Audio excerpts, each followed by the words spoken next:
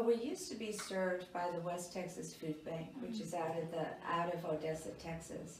Around 6 years ago, a group of El Pasoans who served on the board really wanted to have food distributed to El Pasoans based out of El Paso.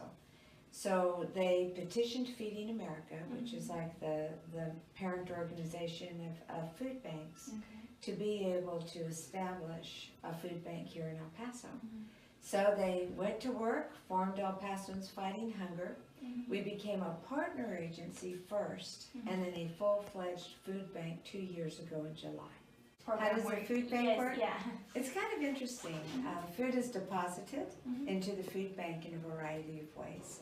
We have government programs, which include the Texas Emergency Fund Program, TFAP. And that's USDA food, that food is brought in to El Paso. The other thing is that we work with Feeding America, our parent organization, and we procure food that way. We also rescue food. 25% of our food comes from food rescue, and we go to 42 grocery stores in the area. And then food donation, people wanting to do canned food drives. Okay. And do you guys take it to certain places, or? We distribute our food through about 140 food pantries. Oh, okay. And that includes shelters, soup kitchens, schools. Now on our food pantry list, that's not the number that you're going to see. The number that you see on our food pantry list, those are public pantries where distribution is for everyone. There are some very small pantries who just work within their church congregation or a very select grouping of people. Or like the Child Crisis Center, that's a very different type of pantry, as is the Shelter for Battered Women or the Center Against Family Violence. Those are very, very precise types of pantries. Okay. But, you know, just to give you an idea of how massive the issue is in El Paso, 23% of our population lives below the poverty line.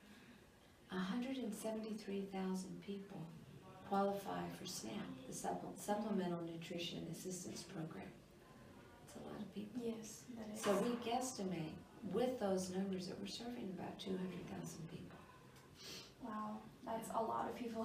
It is, and you know, we are not able to give as much food as we would like. I mean, think about what I'm going to say. Even though we distributed 15.5 million pounds of food, it's still not enough. Yeah. And that was an increase of 47%